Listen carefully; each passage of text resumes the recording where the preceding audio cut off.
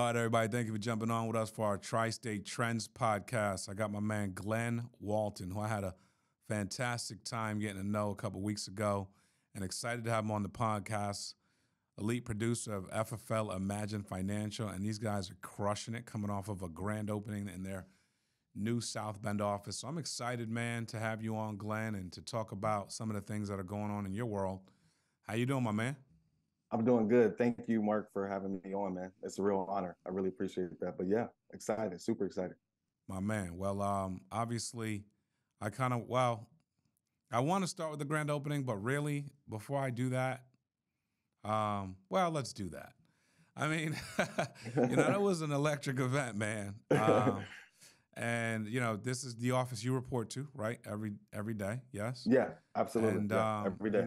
how did that feel for you to have a grand opening in South Bend in your city, and just have the mayor there and all the things that kind of went into really of just a well done weekend, but a well done event, just a lot of love, a lot of people. It just was amazing. So I want to hear from Yeah. your perspective.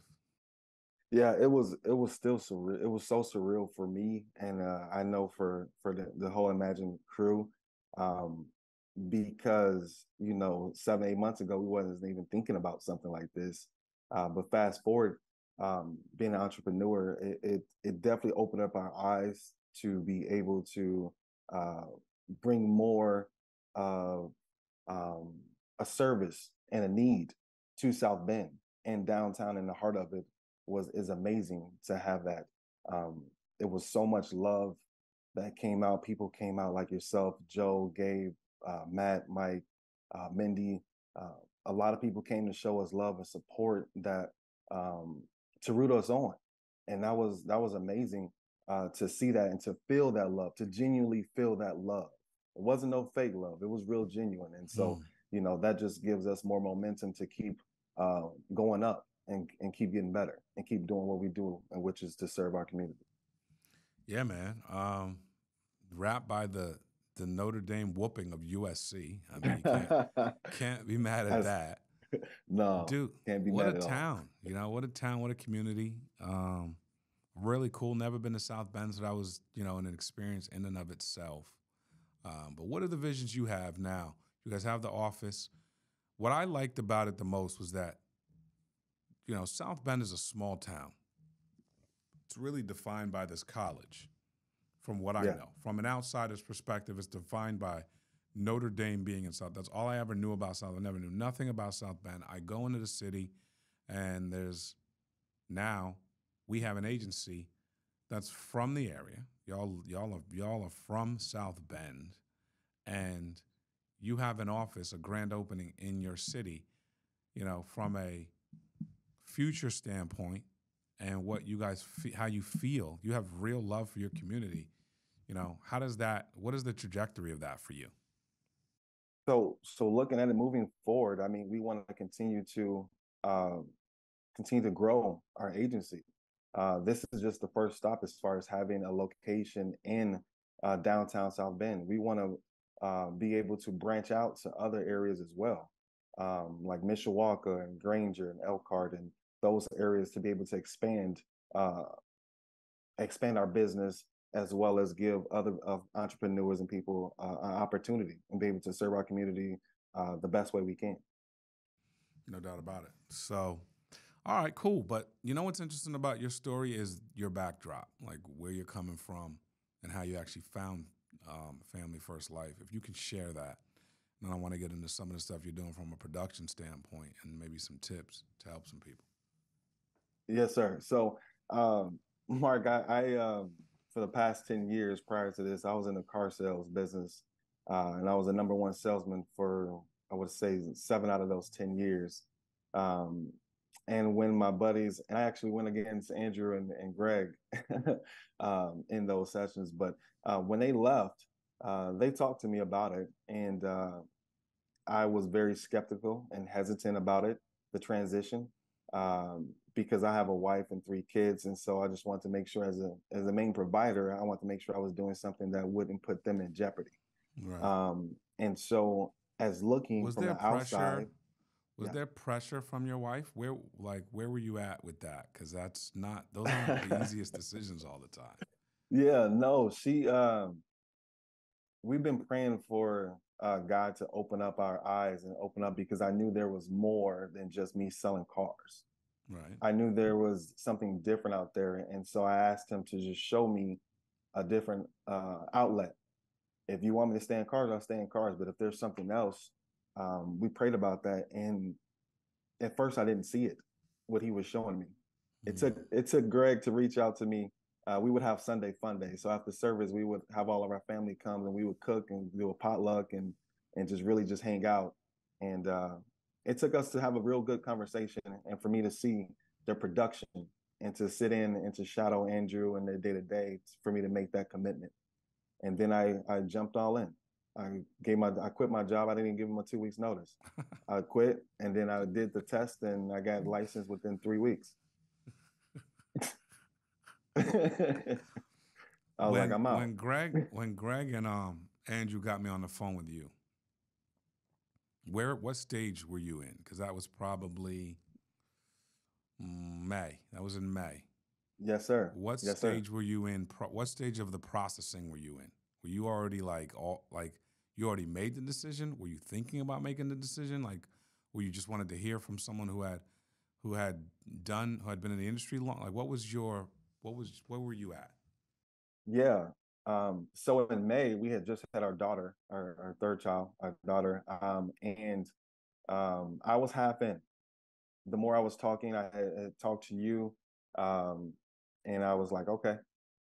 I said, this gentleman has been doing this for quite some time. The sky is the limit. And I felt that.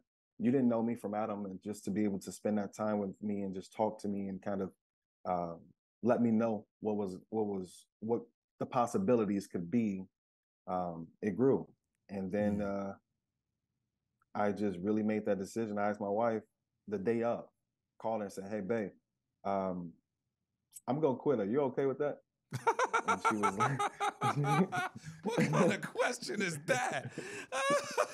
I Are you mean, serious? I'm dead serious. I told her I was very frustrated with my job. I mean, it was the lack of respect. It wasn't a culture of building one person up. They use people um, to fight against each other because in the car business, it's a dog eat dog world. If you ever bought a car, they're racing to get to that next customer. And they're just aggressively pursuing. So I had enough of that, and I was burnt out. And so Mm. she said, if that's what you need to do, then do it. Got it. Got it. So So those were elongated conversations of yeah, frustration, and then you absolutely, finally yeah. found something that could spring you, and the decision was pretty much made from there. Yes, Got absolutely. it. All right, cool, man. And you've hit the gates running. Um, the way I think you described it to me was that your first month wasn't easy. Is that fair? Yes, it was definitely a curve for me because I'm not used to that much rejection over the phone, especially over the phone. Um, and I wasn't, and I bought my first batch in Massachusetts, and I was just like, oh my gosh, they definitely ring me a new one as far as that goes. So it was a struggle. It was definitely a struggle. Mm, no doubt. So, talk to us. What was it? What made it a struggle? Were you buying leads? Did you have leads? Were you like? Let's talk about. Let's try to teach some people. What was some things that gave you challenge, and then what was it that you? What did you eventually overcome, and how long did that take? Yeah, so I was buying leads. I was buying second chance leads at the time, and I was spending about $1,000 a week. Okay. Um, so I was buying them. But the problem was my confidence level and being able to control the conversation within the first 7 to 10 seconds. That was my biggest problem.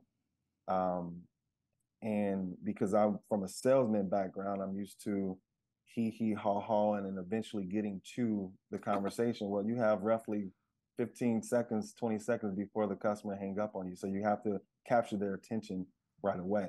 Mm. Um, so once I was able to get confident, and Andrew told me, you're gonna get your butt kicked a lot, bro. This is not car sales. And I was like, yeah, all right. And he Mm. was right. I got my butt kicked a lot.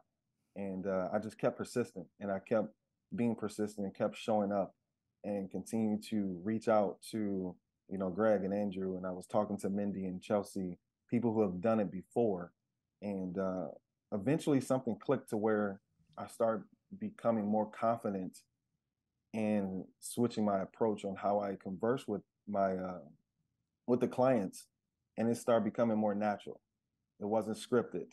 It wasn't cliche, as I would say. So once I got more confident and continue to keep going through the process and keep learning and growing and writing down any objection that I did have, I would write it down. So if I had it again, I could revert back to my notes and I would say, okay, I remember what this client said and how to get over that objection. So yeah, it was a struggle. My first month in July, I helped out 15 families, and I was Okay. very proud about that. And then in August, something just clicked, and I was able to help 45 families that month. Wow. Um, so it was surreal. I was just in a zone and being able to help as many. In September, I followed up again and helped another 40 families. So That's that's that's it's starting to serious. go. You know what's funny though? Was July your first month selling? July was my first full month. What'd you do in June? How many families did you help in June? June, I helped seven. I, How I, much how much my time was first, that? um, so David Starr's grand opening, I think was in like the 18th or the 17th of June. I wrote my first policy in 19th from one market. So I called all my clients that I sold cars to Mm, and told them that I had transitioned to another mm. profession. So I was able to help that. That's crazy because there's people listening right now that would kill for your start. You're like, I struggled. I did Seven struggle. families in 10 days, 15 families in 30. The problem is you're a competitor. So 15 families in 30 days is like, this sucks. Right. At the time You of know what me I'm thinking saying? that, It's yeah. like you're doing a family every other day, probably working Yeah. to do two families a day. And then you said Yeah. something clicked. What clicked was the fact that you had put in the reps. And that this is what I need people to understand, Glenn, and I'll let you expound upon it. But if you're putting in the reps, something's always going to click. If you're putting in the reps, then you're going to collapse time at some point. What most people do is they get frustrated in the same way you were frustrated, except you kept working, and then it broke. It's like, and then it broke. It's like an egg, you know, you know. So you kept working, and then you're Yeah. like something clicked. Well, Yeah. what clicked was you put in the reps. But 15 families your first full month, frustrated. Yes. I'd venture to guess in August when you hit 45 families, you were not frustrated. Is that fair?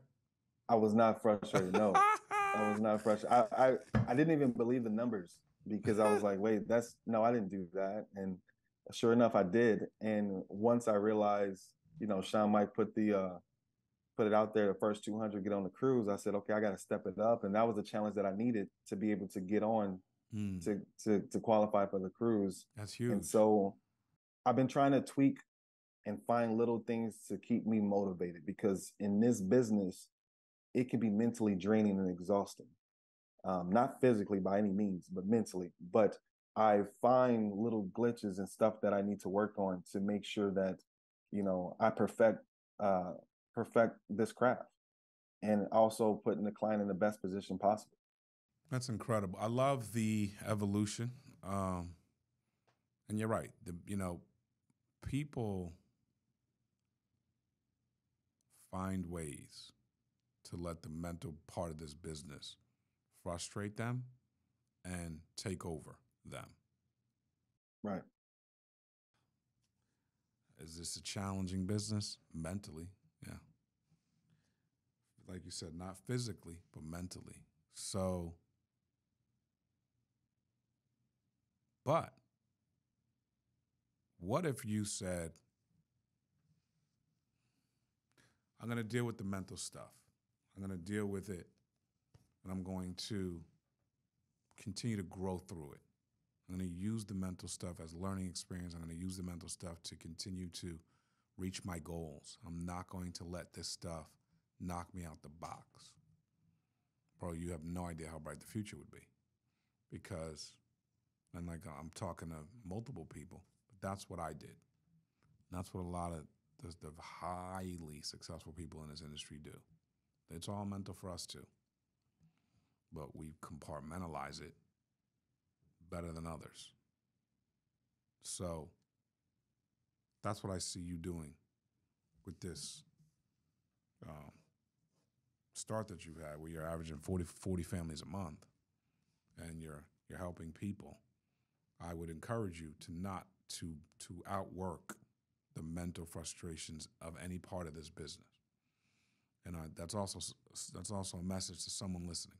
So when you think about the future, Glenn, and the fact that you're building an agency, what does that look like for you? I want to grow and give people the opportunity to be able to be a bigger to help. I want to be able to grow my business to a fact of being able to help other people to see and to break out of that 9 to 5. I want them to be able to venture and have a life that we all venture to have, and grow it at my own speed. That's the one thing that I've been telling myself, is I can't compare myself and my success to anybody else's success. I have to run my own race. Yes. And that's what's keeping me, because it's easy to look at what XYZ is doing and yes, how successful they are, and they've been in the business for so many years, because then you want to play catch up and then you skip some steps. I don't want to skip any steps. I want to make sure that I enjoy my journey, because that's the good part of this. Yes. And being able to grow at the speed that it will go. My wife told me, God will put people in your life and put agents in your life when it's your time. And you have to trust on that. That's good. So I got 2 agents that I've just brought on. They're taking the course right now. And then I've just been trying to reach out and talk more about it to anybody. But the future is bright for me, no doubt about it. And I'm just going to run my race. I love that. That's such good wisdom. And it creates an insane amount of peace. Like, enjoy the journey, man. It's a great journey, really. It really is. You can't compare your day 90 to somebody's day 10,000. Right. Now, you can have aspirations for their day 10,000, but the moment it becomes comparison, it's going to steal your joy. Sounds like you've got that covered, Glenn. Man, listen, thank you for sharing with us on our Tri-State Trends podcast. You got a lot of great things happening for you, and I think what's even better is that you have a foundational fortitude that I see nothing but huge things happening for you. So congratulations, brother, on your successful start, and I'm excited to continue to see what's going to happen from Mr. Glenn Walton. Thank you, sir. I really appreciate it. Thank you, Mark. God bless you, brother. Thank y'all for listening. God bless. Great nuggets on this one, man. This guy's got wisdom. God bless y'all. Take care.